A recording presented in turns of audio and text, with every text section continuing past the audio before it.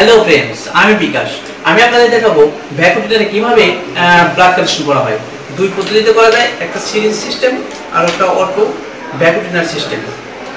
তো আমরা দেখাবো ভ্যাকুটিনারে কিভাবে ব্লাড কালেকশন করা হয়। তো চলুন আমরা দেখে নিই যে কিভাবে ভ্যাকুটিনারে ব্লাড কালেকশন করা হয়।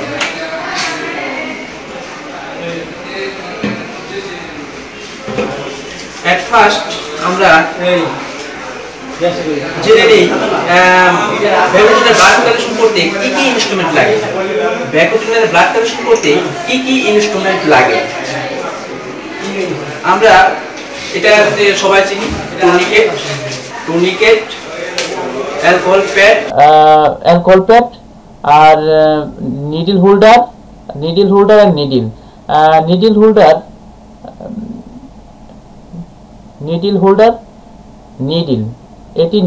এটি নিডল। এখন যেটা দেখছেন সেটা ESR tube, clod ভ্যাকুটিনার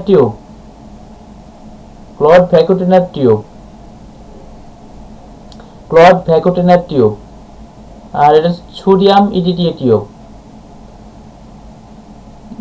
CBC tube, K3 CBC tube, one time bandage, syringe. তো যাই হোক, আমাদের সিরিজের খুব একটা প্রয়োজন নেই। এখন যেটা দেখছেন আমরা দেখব ইনভেস্টিগেশন প্যাডে কি লেখা আছে, আর সেটা ভালোভাবে খেয়াল করব। আর কি কি সেই ইনভেস্টিগেশন প্যাডের লেখা অনুযায়ী যা যা লাগে তা প্রস্তুত করে আমরা ব্লাড কালেকশন করতে পারি। তো ম্যাম, আপনার হাতটা দেখি। হাতটাকে রোগীকে সাহস যোগাতে হবে, আর হাতটা ভালোভাবে টুনিকেট দ্বারা বেঁধে নিতে হবে যেন ভেন ফুলে ওঠে। তো আমরা সেটাই করছি, বেঁধে নেই। বেঁধে নেওয়ার পর আমরা রোগীকে বলবো হাতটা মুঠি করে করতে। তারপর ভালোভাবে আমরা ভেনটি দেখে নেব।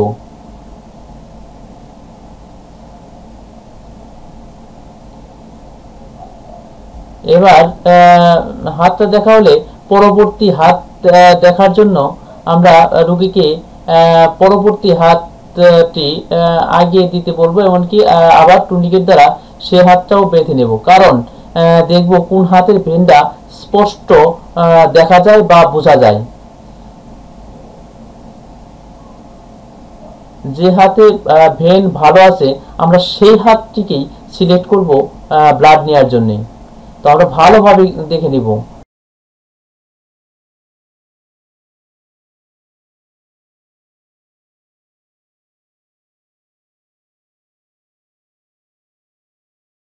রোগীকে বলবো হাতের মুঠি করতে।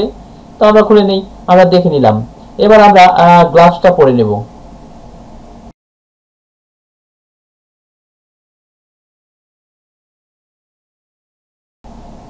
এই ব্লাড কালেকশন মূলত সাহসের ব্যাপার। দেখা যায় যে অনেকে ব্লাড কালেকশন করতে হাত কাটে। ব্লাড কালেকশন করতে আমাদের রোগীকে মনোবল যোগাতে হবে, সাথে নিজেরও মনোবল থাকতে হবে। প্রথম অবস্থায় আসলে সবারই একটু হয়তো আনইজি ফিল করতে পারি আমরা, কিন্তু নিজের মনকে শক্ত রেখে আমরা যদি সেটা করি তাহলে একটা খুব একটা কঠিন ব্যাপার না। এবার আমরা যে হাতটিকে ভালো ভেন সিলেকশন করেছিলাম সেই হাতে আবার টুনিকেট দ্বারা বেঁধে নেই। যে হাতে ভালো ভেন পেয়েছিলাম সেই হাতটা আমরা ভালোভাবে বেঁধে নেই। তো হয়তো আনইজি ফিল করতে পারি আমরা, কিন্তু নিজের মনকে শক্ত রেখে আমরা যদি সেটা করি তাহলে একটা খুব একটা কঠিন ব্যাপার না। তো যা হোক, আমরা প্রথম অবস্থায় অ্যালকোহল প্যাড দ্বারা মুঠি করতে বলি, এমনকি অ্যালকোহল প্যাড দ্বারা ভালোভাবে ভেনের উপরটা মুছে নেই। ভেন সিলেকশনকৃত ভেনটা আবার ভালোভাবে দেখে নেব, আর অ্যালকোহল প্যাড দ্বারা ভালোভাবে ওয়াশ করে নেব, আর রোগীকে মনোবল যোগাবো। তো আমরা নিডল হোল্ডার এমনকি নিডলটি সেট করি। তো নিডল হোল্ডার আর নিডলটা সেট করি। নিডল হোল্ডার ক্যাপটা খুললাম, নিডল হোল্ডারের ক্যাপটা খুলে তারপর নিডল হোল্ডারে সেট করলাম। এবার আমরা নিডল হোল্ডারের যে ক্যাপটা সেটা খুলে রেখে আমরা আবার ভেনকে সিলেক্টকৃত ভেন আবার ভালোভাবে দেখে নেই, এমনকি ভেনের অপর পাশে আমরা চাপ দিয়ে ধরি যাতে ভেনটা না নড়তে পারে, এমনকি আলতো করে নিডলটা পুশ করি। এবার সিবিসি ভ্যাকুম নিডল হোল্ডারে প্রবেশ করাই। এবার দেখুন ব্লাড এসে গেছে।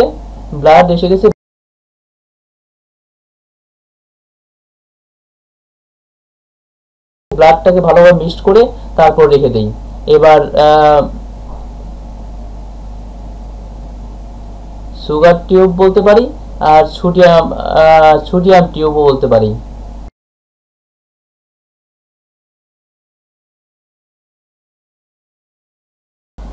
ভালোভাবে প্রবেশ করাই।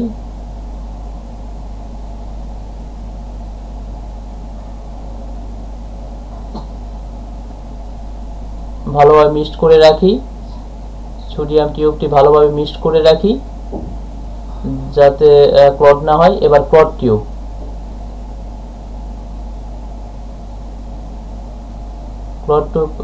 কালেকশন করার পর আমরা আলতো করে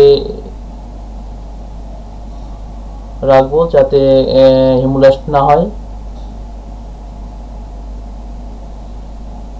এবার ইএসআর টিউবটি প্রবেশ করাবো, এমনকি একইভাবে ব্লাড কালেকশন করব। ইএসআর টিউব প্রবেশ করাবো আর ব্লাড কালেকশন করব।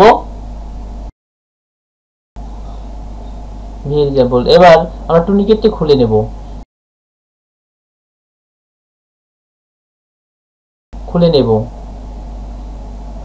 এবার অ্যালকোহল প্যাড দ্বারা নিডলের মাথায় আলতো করে চাপ দিয়ে আমরা নিডলটি খুলে নেই। এবার রোগীকে হাতের মুঠোটা খুলতে বলি। নিডলটি খুলে আমরা ফেলে দেই। যা হোক, এবার আমাদের কাজ প্রায় শেষ প্রান্তে। আমরা এবার ওয়ান টাইম ব্যান্ডেজ রোগীকে লাগিয়ে দেব যাতে ব্লাড না বের হয়। পুষ্কিত স্থানটি ভালোভাবে দেখে আমরা ওয়ান টাইম ব্যান্ডেজটি লাগিয়ে দেব যাতে ব্লাড না বের হয়। রোগীকে হাতটা উপরে রাখতে বললে ভালো। যা হোক, আমাদের কাজ শেষ। If you like this video, please subscribe my channel and share with your friends.